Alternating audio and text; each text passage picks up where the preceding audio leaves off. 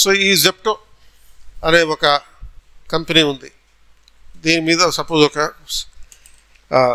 Case study ఉంటే, scenario ఉంటే ఎలా ఉంటుంది. గ్రాసరీస్ డెలివర్డ్ ఇన్ 10 minutes అన్నాడు అనే పేరుతో మొదలుపెట్టాడు. ఇప్పుడేమో దానికి అడిషనల్గా ఇంకా జెప్టో కేఫ్ అనేది ఒకటి ఇంట్రడ్యూస్ చేశారు. ఆ జెప్టో కేఫ్ అదేంటి అంటే మామూలుగా రెస్టారెంట్ నుంచి తీసుకునే వస్తువులు ఏవైతే మనం కొనుక్కునే ఉంటాయో అవి 10 minutesలో ఇస్తారు. ఈవెన్ రెస్టారెంట్ ప్రోడక్ట్స్ కూడా 10 minutesలో ఇచ్చేస్తారు. మామూలుగా స్విగ్గీలో అయితే అరగంట పడుతుంది కదా. ఈ డెలివర్డ్ ఇన్ 10 minutes ఈ జెప్టో. దీంట్లో మనకి ఇష్యూ ఏంటి, ఒక సినారియో చూపిస్తాం.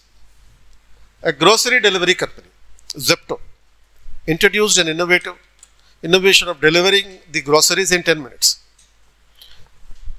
So this policy immediately attracted the customers and improved the customer base by 80% over all of a sudden.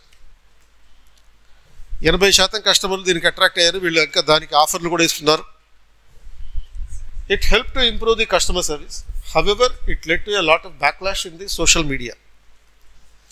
మనకి కావాల్సింది ఏంటి, ఇంత స్పీడ్గా సపోజ్ నీకు ఒక కేజీ కందిపప్పు కావాలి, కిరాణా షాప్కి వెళ్ళి తెచ్చుకోవాలి, వెళ్ళడానికి ఒక 10 minutes పడుతుంది, తర్వాత అక్కడ అడగడానికి ఒక 5 నిమిషాలు పడుతుంది, ఈ లోపల ఎవరైనా వస్తే వాళ్ళని చూడడానికి ఇంకో 10 నిమిషాలు పడుతుంది, తెచ్చుకోవడానికి ఇంకో 10 నిమిషాలు పడుతుంది, ఓవరాల్గా గంట అయిపోతుంది.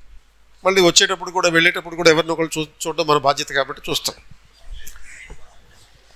సో ఇట్లా మినిమం 1/2 hour అయితే మనం తెచ్చుకుంటే, కానీ వీళ్ళు ఏం చేస్తున్నారు, 10 minutesలో నీకు కావాల్సిన కేజీ కందిపప్పు క్వాంటిటీతో సంబంధం లేకుండా డెలివరీ చేస్తున్నారు.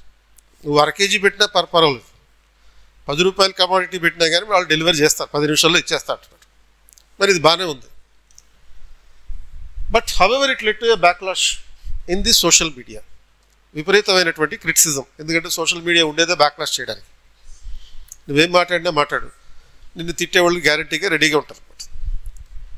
And what are the issues in this system? Why it has attracted so much backlash? What are the ethical concerns in this? Is the question. So, issues ఏంటి దీంట్లో? First, the issues involved in this problem ఏంటంటే there is a lot of operational pressure on the delivery boys. Issue కస్టమర్స్కి మంచిదే ఇటువంటి విధానం అనేది, but delivery boys ఎవరైతే ఉంటారో it's a tight delivery window to deliver the commodity within 10 minutes. The company would need to streamline the entire supply chain before delivering the system. Without strengthening the supply chain, operational pressures are imposed on the delivery boys. And moreover, sustainability is also a problem. ఎందుకంటే in the name of the urgent delivery in 10 minutes, what happens? They ride the bikes even in the wrong routes. So wrong రూట్లో కూడా దీని బైకులు drive చేసే పరిస్థితి ఉంటుంది. And అటువంటిప్పుడు యాక్సిడెంట్లు జరుగుతాయి, అదో ప్రాబ్లం. అలాగే ఇంత డెలివరీ సప్లై చైన్ ఉండాలంటే మళ్ళీ దానికి ఈ బైకుల మీదనే దాన్ని డెలివరీ చేస్తున్నారు. And that may cause even pollution problem, further pollution problem. అలాగే product availability is also a problem. So customer expectations will continuously increase if you are reducing the delivery time from 2 hours to half an hour and from half an hour to 10 minutes. Further, the customer will expect the commodity to be delivered within less than 10 minutes also. ఇలాంటి expectations పెరిగిపోయేటటువంటి అవకాశం ఉంటుంది. అదొక problem. అంటే service delivery కావాలి, స్పీడ్గానే కావాలి. ఇప్పుడు ఒక pizza company ఉంటుంది. ఆ పిజ్జా కంపెనీ ఏం చెప్తాడు, మనకి హాఫ్ అన్ అవర్లో పిజ్జా డెలివరీ చేస్తా అంటాడు. హాఫ్ అన్ అవర్లో డెలివరీ కాకపోతే ఆ పిజ్జా మీకు ఫ్రీ అంటాడు. అఫ్కోర్స్ దాంట్లో మళ్ళీ కండిషన్స్ ఉంటాయి.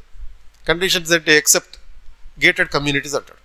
ఎందుకంటే గేటెడ్ కమ్యూనిటీస్లో మళ్ళీ ఆ గేట్ దగ్గరికి వచ్చిన తర్వాత పర్మిషన్ తీసుకోవాలి, లోపల రావాలి అన్నీ. ఇప్పుడు అది కూడా తీసేశారు. ఎక్సెప్ట్ గేటెడ్ కమ్యూనిటీ అనేది కూడా తీసేశారు. ఎందుకంటే మై గేట్ అని చెప్పి ఇంకో యాప్ వచ్చింది. ఆ మై గేట్ అనే యాప్ ద్వారా నువ్వు అడ్వాన్స్గానే నువ్వు అప్రూవల్ తీసుకోవచ్చు, లోపలికి ఎంట్రీ అప్రూవల్ తీసుకోవచ్చు. కాబట్టి ఆ మై గేట్ని కూడా ఉపయోగించుకోవాలి. సో 10 minutes అంటే పర్ఫెక్ట్గా 10 minutes ఇక దానికన్నా 1 నిమిషం ఎక్కువ ఉండదు అనేది మరీ గ్యారంటీ చేస్తున్నారు. But that will have a lot of psychological pressure on the part of the delivery boys. ఈ క్విక్ సర్వీస్ రెస్టారెంట్స్ తర్వాత వచ్చినటువంటిది ఈ quick service grocery stores. Quick service restaurants అంటే ఏంటి, ఈ QSR అని అంటారు. దానికి ఈ స్విగ్గీస్ అనమాట, స్విగ్గీ, జొమాటో ఇలాంటివి.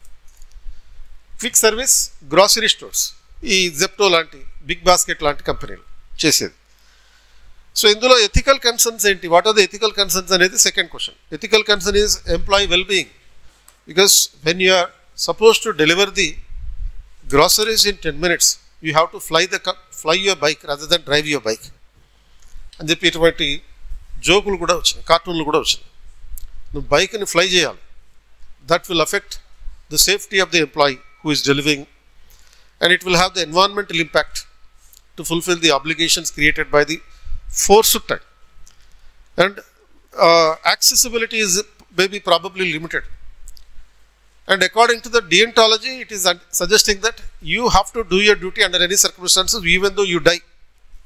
Deontological theories ప్రకారం చూస్తే నువ్వు చచ్చిపో కానీ డెలివరీ చేయి అని చెప్తుంది.